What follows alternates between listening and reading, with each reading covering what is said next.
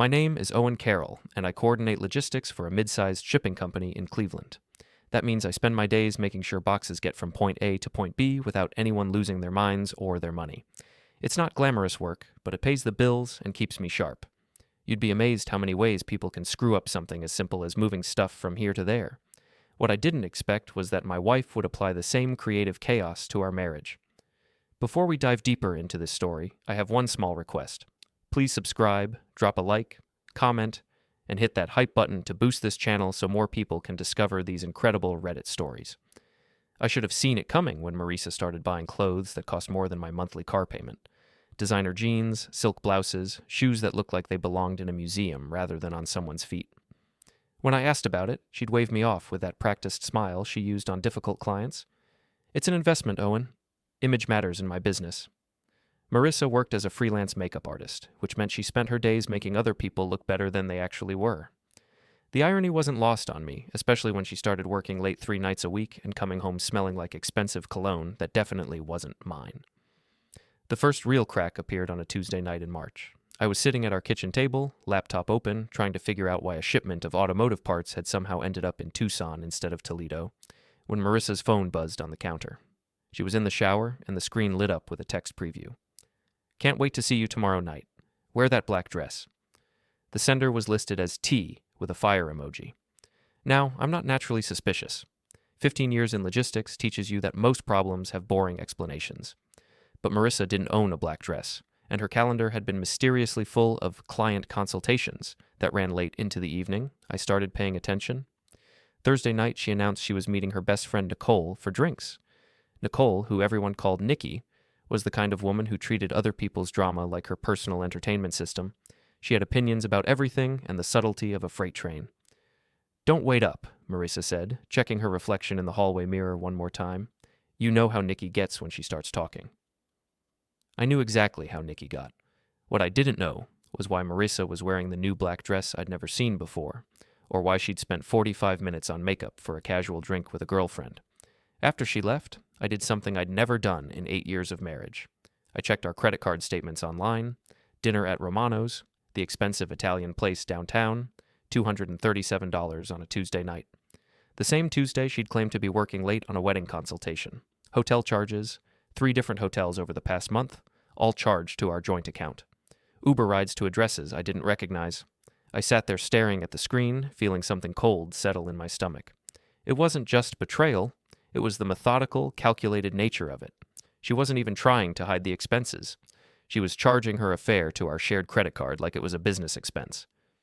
She can't even commit adultery on the cheap, I muttered to the empty house. My phone rang. Hannah, Marisa's younger sister. Owen? Is Marisa there? No, she's out with Nikki. Why? That's weird. Nikki's here at Mom's house. Has been for the last 2 hours. We're going through old photo albums. The cold feeling in my stomach turned into something sharper. Maybe they changed plans, I said, but Hannah had already picked up on my tone. Owen, what's going on? Hannah was the opposite of her sister in every way that mattered. Where Marisa was image-conscious and diplomatic, Hannah was blunt and practical. She worked as a nurse and had no patience for nonsense. I think your sister is having an affair. The silence stretched long enough that I wondered if the call had dropped. With who?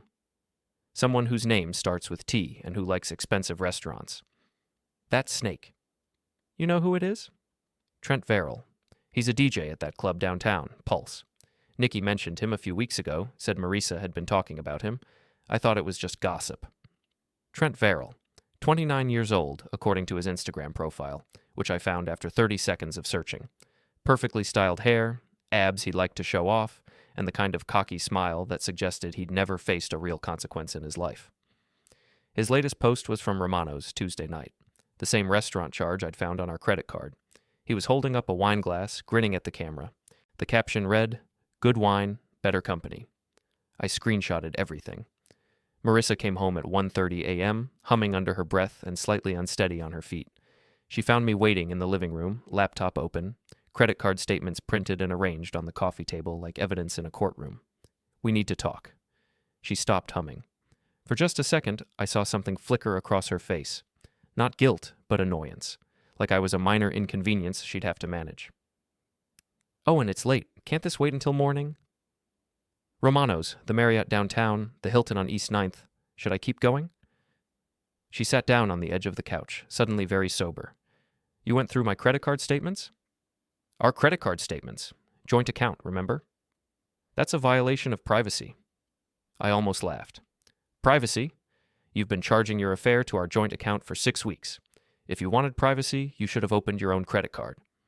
She was quiet for a long moment, staring at the papers spread across the table.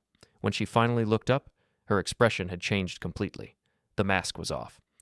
So, what do you want, Owen? An apology? A promise to stop seeing him? I want to understand why you married me if I wasn't enough. She smiled then, and it was the cruelest thing I'd ever seen. Because you were safe, reliable, the kind of man who'd pay the bills and not ask too many questions. But safe gets boring after 8 years. And Trent Varrel isn't boring. Trent is everything you're not. He's exciting. He's passionate. He makes me feel alive again. She stood up, smoothing down her dress. And he's much better than you in ways that matter. She walked toward the stairs, then paused.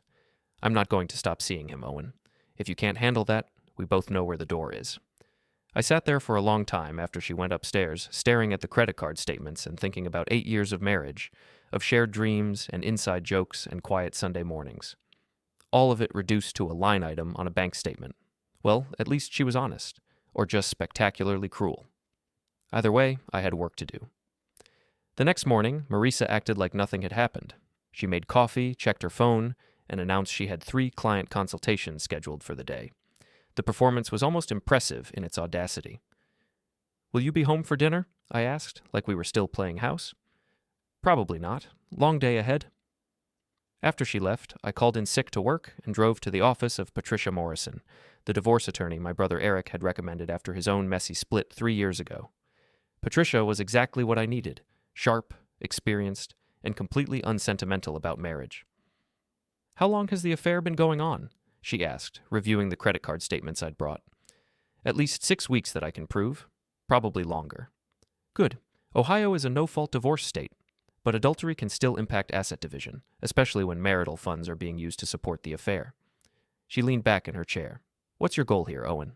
Quick and clean, or do you want to make a point? I want her to understand that actions have consequences. Patricia smiled. It wasn't a particularly warm smile. Then we need to move fast. First, we secure your assets. Then we file. The sooner we get ahead of this, the better your position.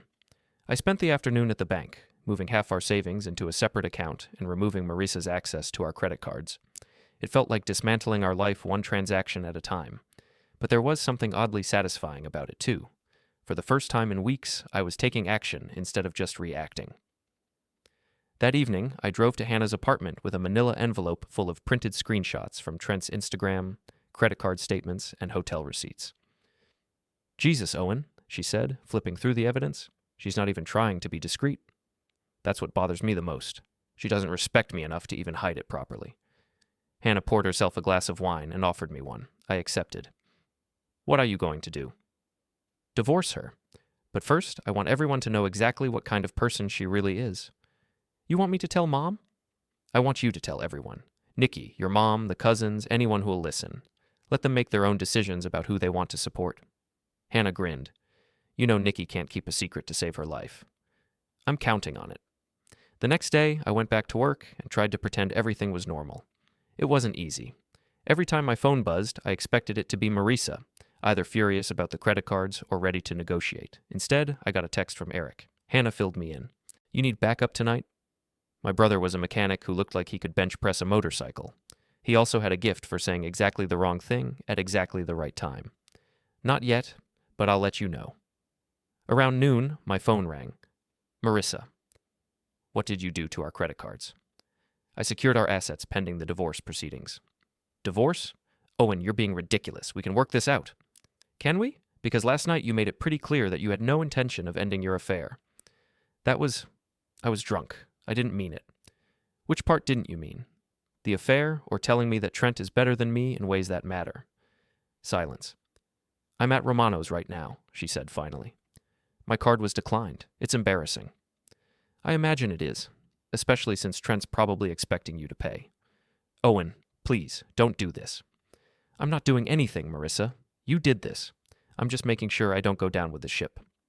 I hung up and went back to work. An hour later, I got a text from Hannah. Mom wants to see you. Sunday dinner. Marisa's not invited. That evening, I came home to find Marisa waiting in the living room with 2 suitcases. I'm staying at Hannah's for a few days, she announced, until you come to your senses. Take your time. She stared at me like she was seeing me for the first time. You're really going to throw away 8 years of marriage over this? I'm not throwing anything away. You already did that. Trent means nothing to me, Owen. He's just a distraction, a mistake. Then why are you still seeing him? She didn't have an answer for that. After she left, I poured myself a beer and sat on the back porch, looking out at the small garden Marisa had planted when we first bought the house. The tulips were starting to come up, bright green shoots pushing through the dark soil. My phone buzzed, a text from an unknown number. You deserve better. Get revenge. Attached was a photo I hadn't seen before, Marisa and Trent in the parking lot behind Pulse, his hands all over her, both of them laughing like they didn't have a care in the world. I stared at the photo for a long time, thinking about consequences and choices and the difference between justice and revenge. That's the thing about secrets. They always want an audience. The anonymous photo came from Danny Reeves, a guy I'd known since high school who worked as a bouncer at Pulse. He called me the next morning to explain. I've been watching this train wreck for weeks, he said. Trent's been bragging about his married woman to anyone who'll listen, showing off like he won some kind of prize. Why tell me now? Because he's an asshole, and you seem like a decent guy who got screwed over. Plus, he stiffed me on a $20 bet last week. I had to appreciate his honesty. What else can you tell me about him? He's all flash and no substance. Drives a leased BMW he can barely afford, lives in a studio apartment that costs more than most people's mortgages, and he's got a temper when things don't go his way. The kind of guy who's never been punched in the face, you know? I knew exactly the type. That afternoon, I drove to Pulse during their slow hours and walked in like I belonged there. The club was mostly empty, just a few staff members setting up for the evening and Trent behind the DJ booth testing sound levels. He was exactly what I'd expected from his Instagram photos. Tall, lean, with the kind of carefully maintained stubble that probably took him 20 minutes every morning. He was wearing a designer t-shirt that cost more than most people spent on groceries in a week. I walked up to the booth and waited for him to notice me. "Can I help you?" he asked, not bothering to look up from his equipment. "I'm Owen Kerral, Marisa's husband." That got his attention. He straightened up, and I could see him trying to decide whether to play dumb or go on the offensive. "Look, man, I don't want any trouble." "Neither do I. I just want to understand what I'm dealing with." He relaxed slightly, probably thinking I was there to negotiate or beg. "Marisa's a grown woman. She makes her own choices." "She does, and so do I." I picked up the drink he'd been nursing, some kind of fancy craft beer, and looked at it thoughtfully. "You know what I do for a living, Trent. I solve problems. Someone ships automotive parts to the wrong city, I figure out how to fix it. Someone's delivery schedule gets screwed up, I find a solution. It's all about logistics. Okay? The thing about logistics is that every system has weak points, pressure points. You find the right one and the whole thing falls apart." I smiled at him, then deliberately knocked the beer out of his hand. It shattered on the floor, foam and glass spreading across the polished wood. "Oops!" Before he could react, I grabbed the ice bucket from behind the bar and dumped the entire contents over his head. He gasped and stumbled backward, soaking wet and furious. "What the hell is wrong with you?" "Nothing at all. I'm just getting started." By now, the other staff members were staring. A few had their phones out, recording. Perfect. "You want to know what kind of man steals another man's wife?" I announced to the room. "This is him. Trent Varrel, ladies and gentlemen. He's been screwing my wife for 2 months and charging the hotel rooms to our joint credit card." Trent's face went red. "You're crazy." "Am I? Danny, you want to back me up here?" Danny Reeves emerged from the back room, grinning. "Oh yeah, he's been bragging about it for weeks. Called her his sugar mama because she pays for everything." The video was already making the rounds. I could see people sharing it, tagging their friends. By tomorrow, half the city would know exactly what kind of man Trent Varrel was. "Stay away from my wife," I told him. "Or next time, I won't be so polite." I walked out feeling better than I had in weeks. That evening, Patricia Morrison called with an update. "I filed the divorce papers this morning. Marisa should be served tomorrow. I also got a temporary restraining order preventing her from accessing any joint accounts or disposing of marital assets." "How long before this is final?" "In Ohio, there's a mandatory waiting period, but given the evidence of adultery and misuse of marital funds, we should be able to expedite things. 6 weeks, maybe 8. And the house? Yours. The car, too. She'll get some assets, but not many. Adultery is still adultery, especially when it's this well documented. After I hung up, I poured myself a scotch and sat in my newly quiet house. No Marisa humming in the shower, no random phone calls from Nikki, no designer shopping bags cluttering the hallway. It was peaceful. My phone buzzed. A text from Hannah. Saw the video. Mom's making her famous pot roast for Sunday dinner. She says you're family no matter what. I smiled. Some things were worth fighting for. The next morning, I woke up to 17 missed calls and 43 text messages. The video from Pulse had gone viral overnight. Local news stations were picking it up. Someone had created a meme using a screenshot of Trent's shocked, soaking wet face. Marisa's first text was from 3 a.m. What have you done? Her last one from 20 minutes ago. You've ruined everything, I texted back. I haven't ruined anything. I've just made sure everyone knows the truth. She called immediately. Owen, you have to make this stop. Take down the video. I didn't post the video. Other people did. That's how the internet works. Trent is furious. He's talking about pressing charges. For what? Getting wet? Being publicly identified as an adulterer? Good luck with that. This isn't over. You're right. It's just getting started. Sunday dinner at the Eldon house was exactly what I'd hoped it would be. Mrs. Eldon, Kerral, had outdone herself with pot roast, mashed potatoes, and green bean casserole. Hannah was there with her boyfriend Mike, and even Eric had shown up with a six-pack and his trademark inappropriate commentary. So, Kerral said, passing the potatoes, I suppose you've heard about Marisa's situation. Hard to miss, I replied. The video's been shared about 50,000 times. Good, she said firmly. That girl needed a reality check. Kerral Eldon was a traditional woman who believed in marriage, family, and consequences. She'd never particularly liked Trent, and the revelation about the affair had triggered her protective instincts. Unfortunately for Marisa, those instincts were now focused on me. She called me yesterday, Kerral continued, crying about how you'd humiliated her. I told her she humiliated herself the minute she decided to cheat on a good man. Hannah grinned. Mom hung up on her. I did no such thing. I told her she wasn't welcome in this house until she came to her senses. And then I ended the conversation. Eric raised his beer. To Owen for having the balls to fight back. To justice, I corrected. And to family. We clinked glasses, and for the first time in months, I felt like I was exactly where I belonged. Monday morning brought more good news. Patricia called with an update on the divorce proceedings. Marisa's attorney wants to negotiate. Apparently, the viral video has made her situation more complicated. How so? Her freelance business depends on reputation and referrals. Half her clients have canceled. She's desperate to make this go away quietly. What's she offering? Full custody of all assets in exchange for a non-disclosure agreement and your help in getting the video removed from social media, I laughed. She wants me to clean up her mess and give her everything in exchange? That's about the size of it. Counteroffer. She gets her personal belongings and whatever's left in her checking account after she pays me back for the affair-related expenses. I keep the house, the car, and the savings. No NDA. She'll never agree to that. Then we'll see her in court. That afternoon, I got an unexpected visitor. Nikki Raines showed up at my office looking uncharacteristically serious. We need to talk, she said. I'd never liked Nikki. She was the kind of person who thrived on drama and gossip, always stirring up trouble and then stepping back to watch the chaos unfold.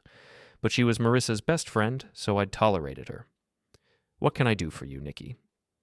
You can call off this vendetta against Marisa. She's suffering enough. Suffering? She's suffering? The video destroyed her business. She's had to move back in with Hannah because she can't afford rent. Trent won't even return her calls. And you think that's my fault? You could have handled this privately. Instead, you chose to humiliate her in front of the entire city. I leaned back in my chair and studied Nikki's face. She was genuinely angry, which was interesting. Usually she loved this kind of drama. Tell me something, Nikki. Did you know about the affair? She hesitated just long enough to give me my answer. I suspected, but you knew. You knew she was cheating on me and you didn't say anything. In fact, you probably encouraged it. That's not... You were there for the girls' nights that weren't girls' nights. You covered for her when she needed an alibi. You helped her pick out lingerie for her dates with Trent. Her face flushed red. Marisa was unhappy. She needed better friends. Friends who would tell her she was making a mistake instead of helping her make it. You don't understand. Marriage is complicated. Sometimes people need... Get out. Owen, get out of my office and don't come back. You want to help Marisa? Tell her to sign the divorce papers and move on with her life. After Nikki left, I sat at my desk thinking about loyalty and friendship and the different ways people justify their choices. Some people, I realized, will always choose the easy path over the right path. That evening, I came home to find my front yard decorated with toilet paper and my car covered in shaving cream. Someone had spray-painted "asshole" on my driveway in red letters. I called the police, more for documentation than because I expected them to do anything. Officer Martinez was sympathetic but realistic. Probably kids, he said, taking photos of the damage, or someone who saw the video and decided to take sides. Any chance of catching whoever did this? Not much, but I'll file a report. You might want to consider security cameras. I spent the next hour cleaning shaving cream off my car and hosing down the driveway. The spray paint would need professional removal, but the message was clear enough. As I was coiling up the garden hose, my phone rang. Hannah. Are you okay? Nikki called Marisa crying about how mean you were to her. I'm fine, just dealing with some vandalism. What kind of vandalism? I told her about the toilet paper and spray paint. That snake, Hannah said. I bet it was Marisa. She's been talking about making you pay for ruining her life. Can you prove it? Not yet, but I'm working on it. The next morning, I installed a security system with cameras covering the front and back of the house. If someone wanted to play games, I'd make sure I had evidence. I didn't have to wait long. Wednesday night at 2:17 a.m., my security system sent an alert to my phone. Someone was in my backyard. I watched the live feed as Marisa and Trent crept around the side of the house, both dressed in dark clothes like they were auditioning for a heist movie. Marisa was carrying a bag, and Trent had what looked like a crowbar. They were trying to break into my house. I could have called the police immediately, but I had a better idea. I activated the sprinkler system from my phone and turned on all the exterior lights. The effect was immediate and hilarious. Marisa shrieked as the sprinklers soaked her, and Trent dropped the crowbar on his foot. They stumbled around in the sudden brightness like actors who'd forgotten their lines. I opened the back door and stepped onto the porch. Evening, folks. Lovely night for a break-in. Owen. Marisa was dripping wet and furious. Turn off the sprinklers. I don't think so. I'm enjoying the show. By now, the commotion had woken up my neighbors. Lights were coming on in windows, and I could see people peering out to see what was happening. Mrs. Patterson from next door opened her window. Everything okay over there, Owen? Just fine, Mrs. Patterson. My ex-wife was trying to break into my house, but I think she's changed her mind. More neighbors appeared. Someone was definitely recording with their phone. Trent tried to salvage the situation. We just wanted to talk to you, man. Work things out. With a crowbar? That's not... Look, this is all a misunderstanding. The only misunderstanding is you thinking you could break into my house without consequences. I held up my phone, showing them the security app. Smile for the cameras. This is all being recorded in high definition. Marissa's face went white. Owen, please, we can work this out. We already worked it out. You chose Trent, remember? He's everything I'm not. Exciting, passionate, makes you feel alive. How's that working out for you? She started to cry, which might have been more effective if she wasn't soaking wet and standing in my backyard at 2 a.m. with a crowbar-wielding DJ. I made a mistake, she sobbed. Trent doesn't want me anymore. I have nothing left. You have exactly what you chose, I said. Now get off my property before I call the police. They left, dripping and defeated, while half the neighborhood watched from their windows. The next morning, the security footage was the talk of social media. Someone had edited it with circus music, and it was even funnier than the original Pulse video. But Marisa wasn't done. Thursday afternoon, she showed up at my office with a different strategy. She'd obviously spent time on her appearance. Hairstyled, makeup perfect, wearing a dress I remembered from our early dating days. Owen, we need to talk. No, we don't. Talk to your lawyer. Please, just 5 minutes. Against my better judgment, I led her into my office and closed the door. I know I hurt you, she began. I know I made terrible choices, but we had 8 good years together. Doesn't that count for something? It counted for everything, until you decided it didn't. She moved closer, and I caught a whiff of the perfume I'd bought her for our last anniversary. I can change, Owen. I can be the wife you deserve. You were never the wife I deserved. You were the wife I settled for. She flinched like I'd slapped her. That's not fair. Fair? You want to talk about fair? You spent 2 months screwing another man and charging the hotels to our joint account. You told me to my face that he was better than me in every way that mattered. You tried to break into my house with a crowbar, and now you want to talk about fair? I was angry. I said things I didn't mean. Which things didn't you mean? That Trent was exciting and passionate, that I was boring and safe, that you never loved me, just what I could provide. She was crying again, but this time it felt calculated. I did love you. I do love you. No, Marisa. You loved the idea of me, the reliable husband who'd pay the bills and not ask questions while you figured out what you really wanted. Well, congratulations. You figured it out. Trent was a mistake, a stupid, selfish mistake. Trent wasn't the mistake. Marrying me was the mistake. For both of us. I opened the office door. Sign the divorce papers, Marisa. Move on with your life. Find someone who makes you happy, or learn to make yourself happy. But stop trying to drag me back into your mess. She stood up slowly, her composure finally cracking completely. You used to be kind, she whispered. I used to be naive. There's a difference. After she left, I sat at my desk thinking about the different kinds of love and the different ways they end. Some relationships fade slowly from neglect or incompatibility. Others end in a sudden, violent break. Ours had faded the moment she chose to betray everything we'd built together. Everything since then was just clean up. My phone buzzed, a text from Eric. Heard Marisa paid you a visit. You need backup? Not anymore. I think she finally got the message. I was wrong. Friday night, I was settling in to watch a movie when my security system went off again. This time, it wasn't just Marisa and Trent in my backyard. They'd brought reinforcements. Nikki was there, along with two guys I didn't recognize. One of them was carrying what looked like a baseball bat. They weren't trying to be subtle this time. They marched up to my front door and started pounding on it. Owen, Marisa shouted. Open up. We need to talk. I activated the security system's live streaming feature, broadcasting directly to the neighborhood app, and called 911. This is Owen Kerral at 1247 Maple Street.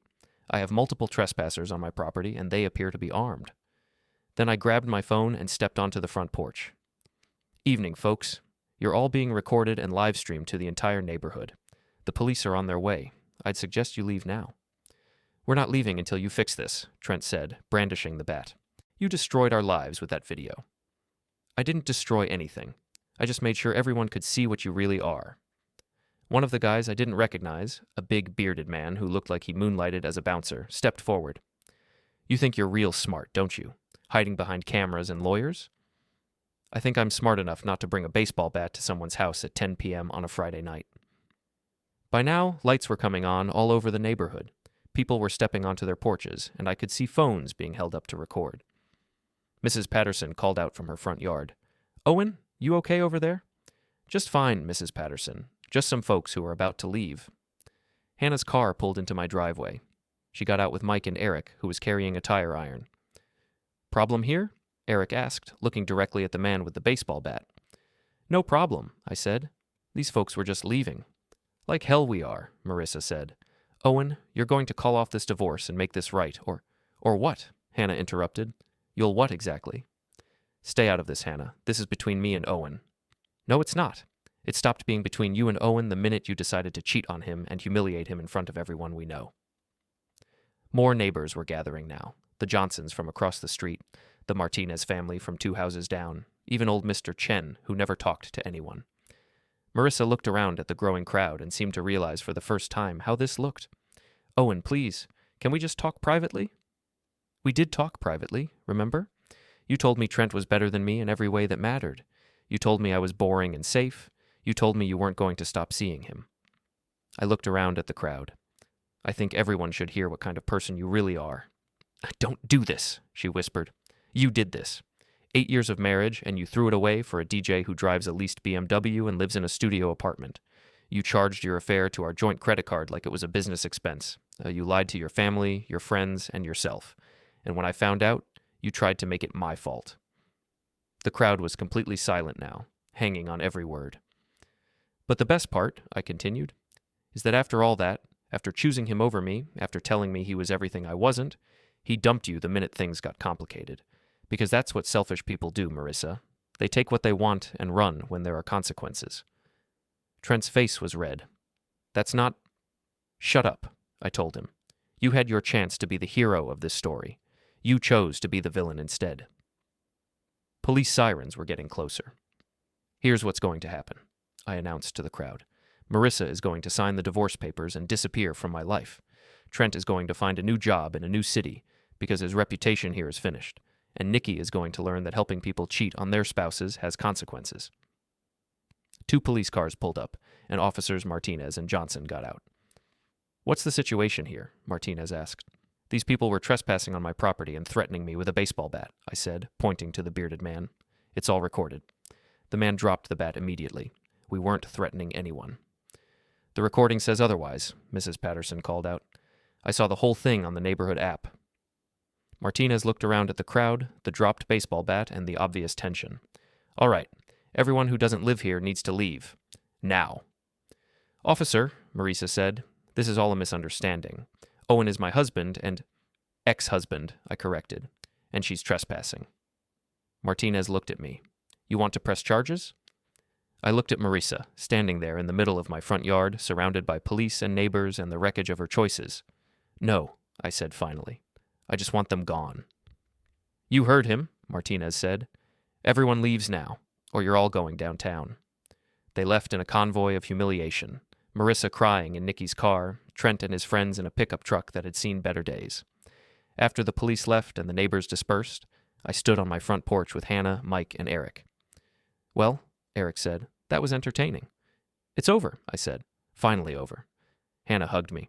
"You did good, Owen. You stood up for yourself." "I just got tired of being treated like I didn't matter." The next morning, Patricia called with the news I'd been waiting for. She signed the papers, all of them. No changes, no negotiations. She wants this finished as much as you do. "When is it final?" 2 weeks.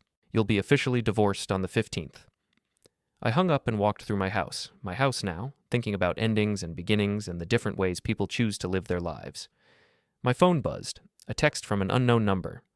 "You won." It was from Danny Reeves, the bouncer from Pulse. I texted back, "We all won. Justice isn't about revenge, it's about consequences." 2 weeks later, I got the final divorce decree in the mail. I was officially single again, with full ownership of the house, the car, and most of our savings. That evening, Hannah and Eric came over to celebrate. We ordered pizza, drank beer, and watched bad movies until midnight. "So what's next?" Hannah asked. "I don't know. Maybe I'll travel. Maybe I'll date. Maybe I'll just enjoy being able to make decisions without worrying about someone else's agenda." "You could always move," Eric suggested. "Fresh start somewhere new." "Maybe. But I like it here. I have good neighbors, good friends, and a house that's finally peaceful." My phone rang. It was Kerral. "Owen, dear, I wanted you to know that Marisa stopped by today." "Oh?" "She wanted me to tell you she was sorry. For everything. She's moving to Phoenix to stay with her cousin until she gets back on her feet. That's probably for the best. She also wanted me to give you this." The next day, Kerral brought over a letter. My name was written on the envelope in Marissa's handwriting. Inside was a single sheet of paper. "Owen, I know you'll never forgive me, and I don't deserve forgiveness anyway. I threw away the best thing in my life for something that was never real. You were right about everything. Trent, Nikki, me. We're all exactly what you said we were. I hope someday you find someone who appreciates what I was too selfish and stupid to value. You deserved better than me. You always did. M." I read the letter twice, then folded it and put it in a drawer. It was the first honest thing she'd said to me in years. 3 months later, I was at the grocery store when I ran into Nikki. She looked terrible, tired, older, like she'd been carrying a heavy weight. "Owen," she said quietly. "How are you?" "I'm good, Nikki. Really good." I heard Marisa moved to Phoenix, so I understand. She's working at a department store makeup counter, barely making rent. I'm sorry to hear that. Are you, really? I thought about it for a moment. Yes, I am. I never wanted her to suffer, Nikki. I just wanted her to face the consequences of her choices. There's a difference. She really did love you, you know. Maybe she did, but not enough to be faithful. Not enough to be honest. Not enough to choose me when it mattered. Nikki nodded slowly. I should have told you about the affair. Yes, you should have. I thought I was being a good friend to her. You were being an enabler. Good friends tell you when you're making a mistake, even when it's hard to hear. I lost her friendship anyway. She blames me for not stopping her. That's not your fault, Nikki. Adults make their own choices. Do you think she'll ever be happy? I hope so, but that's not my problem anymore. I finished my shopping and drove home to my quiet house, thinking about forgiveness and consequences and the different ways people define happiness. That night, I sat on my back porch with a beer, watching the sun set over the garden Marisa had planted. The tulips were blooming now, bright yellow and red against the dark soil. I thought about planting something new next spring, maybe vegetables this time, something practical. My phone buzzed, a text from a woman named Sarah who worked in accounting at a company we did business with. We'd been exchanging messages for a few weeks, and she'd finally agreed to have dinner with me. Looking forward to tomorrow night. How about that new Italian place on 5th Street? I smiled and texted back, "Perfect, I know exactly where it is." Some stories end with revenge, others end with justice. The best ones end with the possibility of something better. I finished my beer and went inside to plan for tomorrow.